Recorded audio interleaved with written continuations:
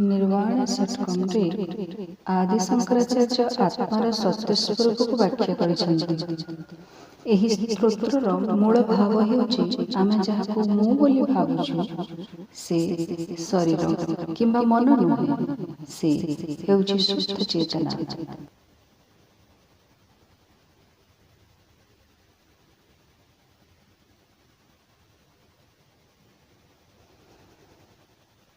मनोबुद्ध्यहंकार चित्तानि नाहं न च श्रोत्रजिह्वे न च घ्राणनेत्रे न च व्योम भूमिर्न तेजो न वायु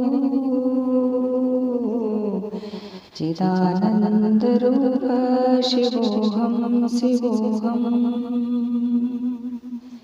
न च प्राणसंख्यो न वै पञ्चवायो न वा सप्तधातुर्न वा पञ्चकोश न वाक्पाणिपादं न चोपस्थपायु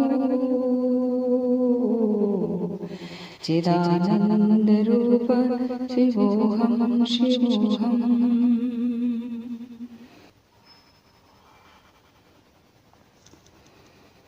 न मे द्वेषरागो न मे लोभमोहो मदो नैव मे नैव माश्चर्यभावः न धर्मो न चार्थो न कामो न मोक्षः चिदानन्दरूपः शिवोऽहं शिवोऽहम्।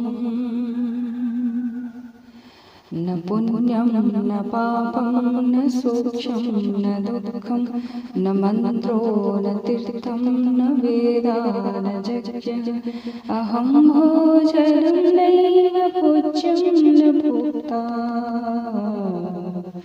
चिदानन्दरूपः शिवोऽहं शिवोऽहम्।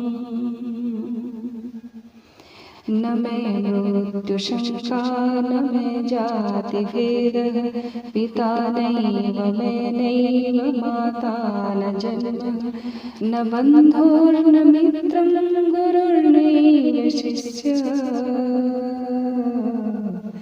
चिदानन्दरूपः शिवोऽहं शिवोऽहम्।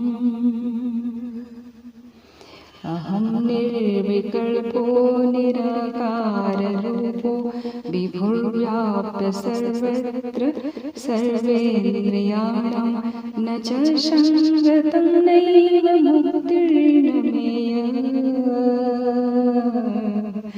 चिदानन्दरूपः शिवोऽहं शिवोऽहम्। चिदानन्दरूपं शिवोऽहं शिवोऽहम्।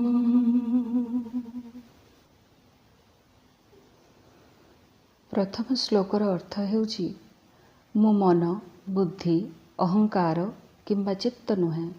ମୋ କାନ, ଜିଭ, ନାକ, ଆଖି ମଧ୍ୟ ନୁହେଁ। ମୋ ଆକାଶ, ପୃଥିବୀ, ଅଗ୍ନି କିମ୍ବା ବାୟୁ ମଧ୍ୟ ନୁହେଁ।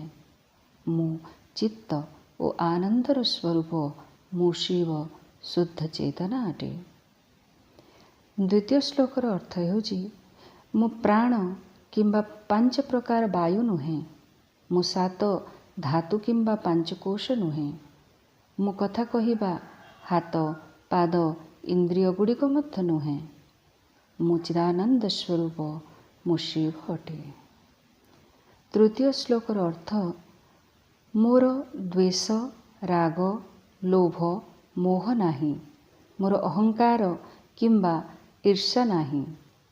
ମୋ ଧର୍ମ, ଅର୍ଥ, କାମ, ମୋକ୍ଷ ମଧ୍ୟ ନୁହେଁ। ମୁଁ ଚିଦାନନ୍ଦ ସ୍ୱରୂପ, ମୁଁ ଶିବ ଅଟେ। ମୁଁ ପୁଣ୍ୟ କିମ୍ବା ପାପ ନୁହେଁ। ମୁଁ ସୁଖ କିମ୍ବା ଦୁଃଖ ନୁହେଁ। ମୁଁ ମନ୍ତ୍ର, ତୀର୍ଥ, ବେଦ କିମ୍ବା ଯଜ୍ଞ ମଧ୍ୟ ନୁହେଁ। ମୁଁ ଭୋଜନ, ଭୋଜ୍ୟ ବା ଭୋକ୍ତା ମଧ୍ୟ ନୁହେଁ। ମୁଁ ଚିଦାନନ୍ଦ ସ୍ୱରୂପ, ମୁଁ ଶିବ ଅଟେ। ପଞ୍ଚମ ଶ୍ଲୋକର ଅର୍ଥ ମୋର ମୃତ୍ୟୁର ଭୟ ନାହିଁ। ମୋର ଜାତିଭେଦ ନାହିଁ। मोर पिता माता किंबा जन्म नाही, मोर बंधु मित्र गुरु किंबा शिष्य नाही। मु चिदानंद स्वरूप, मु शिव अटे। मु निराकार ओ निर्विकल्प, मु समस्त जगतरे व्याप्त, मोर कौनसी बंधन किंबा मुक्ति नाही। मु अपरिमित चिदानंद स्वरूप, मु शिव अटे।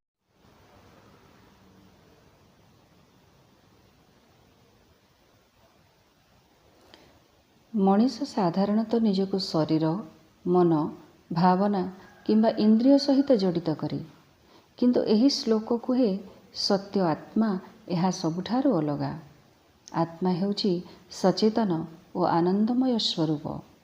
शरीर और प्राण दिने ना दिने नष्ट हेबो, किंतु आत्मा अविनाशी। आत्मा कौनसी देहीय अंशरे सीमित नुहे। राग, द्वेष, लोभ, मोह इत्यादि मनर गुण, आत्मा याहार परे अटे। जेतेबेले मनीष यह बुझे, सेतेबेले मन शांत हुए। पुण्य और पाप, सुख और दुख सबु अनुभव शरीर और मन सहित जड़ित। आत्मा याहार उपरे थाए एवं सदा शांत और पूर्ण थाए। आत्मार कौनसी जन्म किंबा मृत्यु नाही। समस्त संपर्क शरीर सहित संबंधित। आत्मा सदा स्वाधीन। शेष श्लोकर मूल शिक्षा हेउची आत्मा निराकार, सर्वत्र व्याप्त एवं सदा मुक्त। जेतेबेले मनीष यही सत्य को अनुभव करे, सेतेबेले मनर दुख और भय दूर हुए। ओम।